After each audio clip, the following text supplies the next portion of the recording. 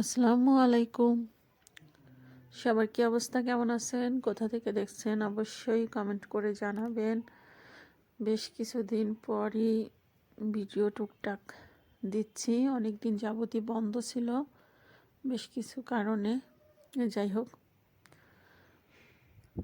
তো সকালে নাস্তা বানিয়ে নিচ্ছি। রাত্রেই অর্ধেক মতো রান্না করে রাখছিলাম আলুর দমটা, তো এখন বাকিটা শেষ করছি। গরম মশলা দিচ্ছিলাম না, শুধু অল্প একটু ঝোল ঝোল মতো ছিল, তো এখন একটু গায়ে গায়ে লাগাই দিছি ঝোলটা, একটু গরম মশলা দিয়ে। এই যে এবার বাটিতে করে তুলে নিচ্ছি নাস্তা করার জন্য। প্রত্যেক শীতেই হয় কি, আমি একবার হলে পরেও আলুর দম আর লুচিটা করি। আমার ভালোই লাগে, নতুন আলু দিয়ে কিন্তু আলুর দম রান্না করলে ভালো লাগে। তো সকালেই উঠেই আর কি নামাজ কালাম পরে একটু শুয়ে থাকি, আবার কোনো দিন নাও শুই।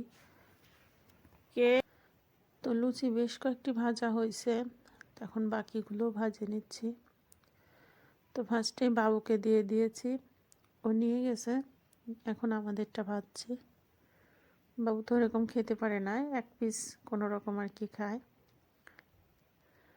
তো ওদের খাবার দিয়ে এখন আমি আমার জন্য কিছু ভাজবো।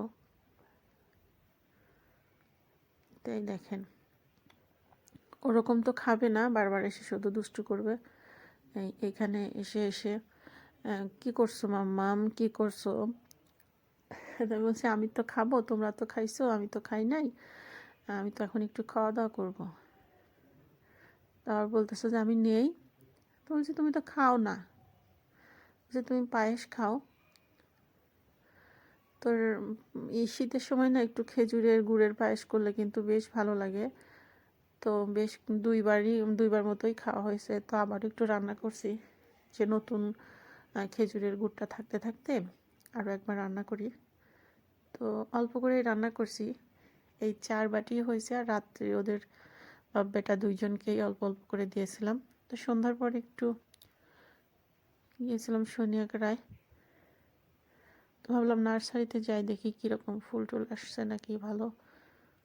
তারপরে যে সবজি নিয়ে আসছে, রাত্রেবেলা এগুলো আর কি গোছগাছ করে ফ্রিজে রাখবো। তো সবাই সুস্থ থাকবেন, ভালো থাকবেন,